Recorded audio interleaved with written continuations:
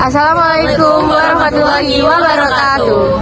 Kami dari kelompok 8. Di sini kami akan membuat video yaitu moderasi beragama dan solidaritas pangan di komunitas multikultural. Selamat menonton. Pertama, saya akan membahas tentang pendahuluan. Moderasi beragama menjadi salah satu pendekatan strategis dalam menjaga harmoni sosial di tengah keberagaman budaya, etnis, dan keyakinan. Dalam konteks masyarakat multikultural, nilai-nilai moderasi seperti toleransi, keseimbangan, dan sikap saling menghormati bukan hanya relevan dalam ranah keagamaan, tetapi juga dalam menghadapi persoalan sosial yang lebih luas, termasuk ketahanan pangan. Ketahanan pangan sebagai kebutuhan dasar setiap individu menuntut adanya kerjasama lintas kelompok untuk memastikan akses pangan yang merata dan berkelanjutan. Proyek moderasi beragama dan solidaritas pangan di komunitas multikultural berangkat dari pemahaman bahwa praktek keberagaman yang moderat dapat memperkuat solidaritas keberagaman, terutama dalam upaya memenuhi kebutuhan pangan bersama. Ketika nilai-nilai kebersamaan dipadukan dengan kepedulian terhadap sesama, tercipta energi yang mampu mengatasi kerentanan pangan dan membangun jaringan dukungan sosial yang inklusif. Dengan demikian, proyek ini tidak hanya menyoroti pentingnya moderasi beragama sebagai konsep, tetapi juga menegaskan peran nyatanya dalam memperkuat ketahanan pangan di lingkungan masyarakat yang beragam. Hasil wawancara dengan narasumber yaitu menunjukkan bahwa praktik pertanian masyarakat di desa sejalan dengan nilai moderasi beragama Islam. Sistem upah yang adil bagi pekerja panen mencerminkan prinsip keadilan dalam Islam. Gotong royong dalam antar warga saat memanen dan menanam menunjukkan nilai kebersamaan dan saling tolong menolong atau ta'awun. Pengaturan air oleh petugas serta penyesuaian waktu tanam dengan musim menggambarkan keseimbangan dalam pemanfaatan sumber daya alam. Semua praktik ini membantu masyarakat memenuhi kebutuhan dasar seperti pangan dan pekerjaan secara adil dan harmonis. Dengan demikian, wawancara tersebut menunjukkan bahwa moderasi beragama mendorong keseimbangan, keadilan, dan kebersamaan dalam kehidupan sehari-hari. Quran Surat Al-Hujurat ayat 13 menegaskan bahwa Allah menciptakan manusia bersuku-suku dan berbangsa-bangsa agar saling mengenal atau ta'aruf, bukan membeda-bedakan dan saling merendahkan. Dalam moderasi beragama, ayat ini menjadi landasan inklusivitas dan kolaborasi sosial, terutama saat menghadapi masalah bersama seperti ketahanan pangan. Quran Surat Al-Ma'un ayat 1-7 menegur keras orang yang hanya ritualis tetapi menghardik anak yatim, tidak peduli terhadap fakir miskin, pelit berbagi kebutuhan pokok, dan enggan menolong sesama. Ayat ini mengajarkan ibadah tidak sempurna tanpa kepedulian dan aksi konkret. Quran Surat Al-Hujurat ayat 13 mengajarkan penghargaan terhadap keberagaman untuk membangun kebersamaan. Quran Surat Al-Ma'un ayat 1-7 menuntut aksi nyata membantu sesama sebagai bukti ketakwaan. Jika keduanya digabungkan, menghadirkan refleksi moderasi beragama yang utuh, yaitu keimanan yang moderat adalah yang mampu merawat keberagaman dan menjamin keberlangsungan hidup sesama, termasuk dalam ketahanan pangan dan kesejahteraan sosial. Permisi Bu, perkenalkan kita dari mahasiswa Universitas Jember. Di sini saya ingin mewawancarai Ibu tentang pertanian di sini, terutama di waktu panennya Bu ya. Untuk yang pertama tuh ketika panen, sebenarnya dengan Ibu siapa namanya? Bu Babun. Oh baik. Sebelumnya saat di sini panen itu tenaganya itu dari tetangga sekitar. Iya. Atau dari seumpama kita bayar orang buat di sini panen aja gitu, nanti kita bayar ke orangnya itu gimana? Ya setiap hari itu kalau duhur ini ya 50. Oh. Berarti itu dibayar atau sukarela, Bu? 50 bayar. Oh, berarti nawarin Kerja dulu. Oh ya. Kerja orang-orang itu Orang yang biasanya ambil panen pari itu. Berarti nggak ada yang tiba-tiba saya mau bantuin gitu dengan sukarela tuh nggak ada Bu? Di mana ya? Kalau itu nggak tahu aku. Ya, kalau dibayar gitu mayoritas dari orang Madura atau orang Jawa atau orang di sini tuh mayoritasnya orang apa, Bu? Madura. Oh gitu. Iya. Ya.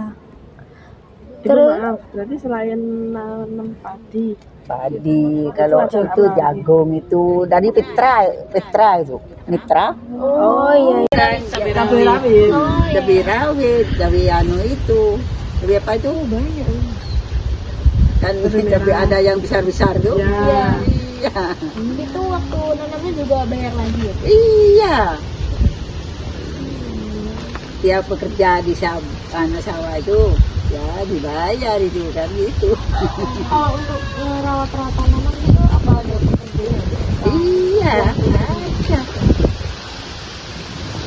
Berarti itu sistemnya dari orang-orang sekitar sini yang juga manen di sini lalu mereka dibayar. Iya. Bukan dari orang yang luar dibayar masih warga. Jadi masih Ada ada yang nandur itu. Di sini itu anu itu Pak Dodi Lombok itu. Pak ya banyak pari. Nah, anu banyak ya. Itu buat itu satu sendiri itu dari anu. Oke. Sana.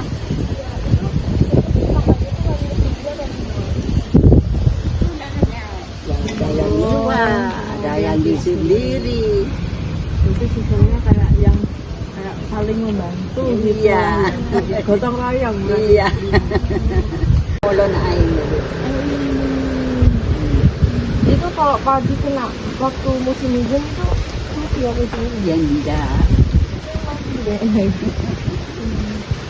Kan banyak padi.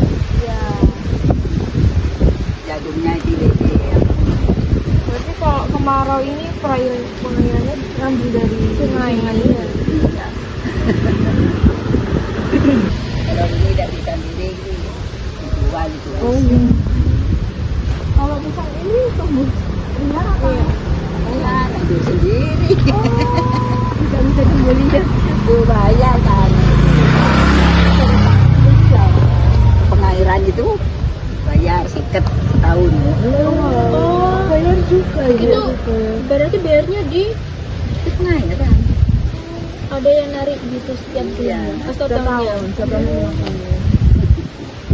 Ibu, mohon maaf ya sudah Tidak mengganggu apa-apa. panas-panas ini. Iya. Terima kasih ya Bu udah Ya, ngasih. sama-sama. Terima kasih Ibu. Ya. Makasih ya Bu. Ya, maaf itu. Kan itu katanya itu belum tahu kan gitu. Isi dari wawancara yang telah kami lakukan dengan salah satu narasumber yaitu salah satu petani di Desa Antirogo, Kabupaten Jember, yaitu mereka melakukan kegiatan yaitu seperti panen dan juga menanam tanaman pada saat musim hujan dengan meminta bantuan kepada masyarakat sekitar serta keluarga terdekat mereka.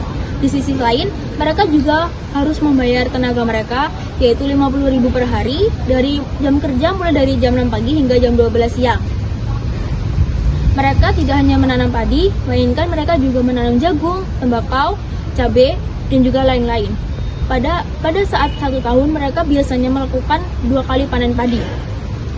Masyarakat pada Desa Antirogo biasanya atau melakukan kegiatan ini secara turun-temurun dari generasi ke generasi. Desa Antirogo sendiri mayoritas dari suku Madura, tetapi terdapat juga suku Jawa yang membantu dalam kegiatan tersebut. Mereka melakukan kegiatan ini seperti mengimplementasikan gotong royong yang dilakukan turun-temurun dari generasi ke generasi. Hal ini merupakan bentuk dari moderasi beragama yang merupakan landasan kita, yaitu tidak membeda-bedakan antara agama, suku, dan juga ras yang mereka lakukan, yaitu gotong royong dalam kegiatan tersebut. Sekian mungkin itu tadi video dari kelompok kami. Mohon maaf apabila ada salah dalam perbuatan. Terima kasih. Wassalamualaikum warahmatullahi wabarakatuh. Dadah.